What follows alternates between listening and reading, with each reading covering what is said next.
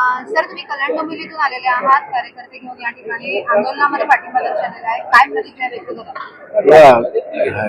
हा आमच्या अस्तित्वाची आमची लढाई आहे आणि दिबा पाटील साहेबांचं मोठं योगदान या महाराष्ट्राला आहे आणि आमच्या समाजाच्या माध्यमातून आज आगरी, कोळी, भंडारी सर्व समाजातले लोक या आंदोलनामध्ये सहभागी झालेले आहेत. पण कुठेतरी असं जाणवलं की इंग्रजशाही मुघलाई अशी वाटायला लागली आहे. सौदी अरेबियन ठिकाणी कसे एखाद्या लोकांना डांबलं जातं तशा पद्धतीचं प्रशासन पोलिसांनी या ठिकाणी अशा पद्धतीचं आमच्या महिला भगिनीला सुद्धा फरफटत नेलेलं आहे. अतिशय निंदनीय आहे. मी या गोष्टी प्रशासनाचा निषेध करतो.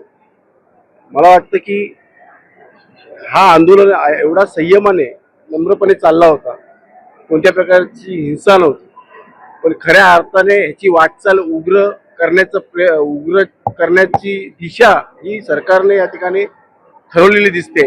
येणाऱ्या काळामध्ये हे आंदोलन मोठ्या प्रमाणात उग्र होणार आहे आणि जे काही अनुचित प्रकार घडणार आहे त्याला जबाबदार हे पोलीस प्रशासन आणि सरकार असणार आहे.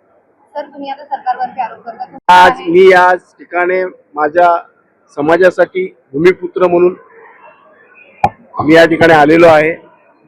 त्यामुळे माझं जे मी प्रत्येक समाजासाठी माती खातो ती माती खायला मी आज या ठिकाणी उतरलेलो आहे. माझी भूमिका स्पष्ट आहे. प्रथम माझा समाज आणि माझ्या समाजाची दिशा जी आहे, जे दिबा पाटील साहेबांचं नाव या एअरपोर्ट विमानतळाला मिळालं पाहिजे, ती भूमिका आमच्या सगळ्या समाज बांधवांची आहे. आंदोलनामध्ये तुम्ही कल्याण डोंबिवलीवरून पाठिंबा देण्यासाठी आलेले आहात, काय प्रतिक्रिया व्यक्त कराल? दिबा पाटील हे आगरी समाजाची एक महान व्यक्ती आणि आमच्या आस्थेचा विषय आहे. कारण दिबा पाटलांनी समाजाला जी दिशा दिली त्याच्यामुळे आज समाज प्रगती करू शकला. आणि नवी मुंबई सारखा जो प्रभाग असेल किंवा आमची 14 गावं असतील, 27 गावं असतील, त्यांना मुक्ती देण्याचं काम सुद्धा दिबा पाटलांनीच दिलं. तर त्यांच्यामुळे जर आगरी समाजाचा विकास झाला असेल तर त्यांचं नाव विमानतळाला देणं योग्य आहे. प्रशासनाने मागच्या वेळेला आश्वासन दिलं होतं की आम्ही नाव देऊपर्यंत आतापर्यंत अजून काही त्याची अंमलबजावणी झालेली नाही, म्हणून आज या आंदोलनात आम्ही सगळे सहभागी झाले. सर, नक्कीच आम्ही जरी भारतीय जनता पार्टीचे पदाधिकारी असलो तरी समाज म्हणून आम्ही समाजाच्या बाजूने अतिशय ताकदीने उभे राहणार आहोत. या आंदोलनाच्या माध्यमातून प्रशासनाच्या कान उघडण्याचं काम आम्ही करणार आहोत.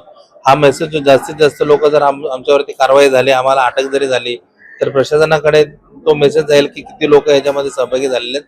म्हणून आम्ही जास्तीत जास्त लोक अटक करून घ्यायला सुद्धा तयार आहोत. आंदोलकांची जरी धरपकड केली तर हे आंदोलन जर प्रशासनाने याच्याकडे लक्ष दिलं नाही तर जनभावना अतिशय तीव्र आहेत आणि आंदोलन मोठ्या प्रमाणात करण्यात येते.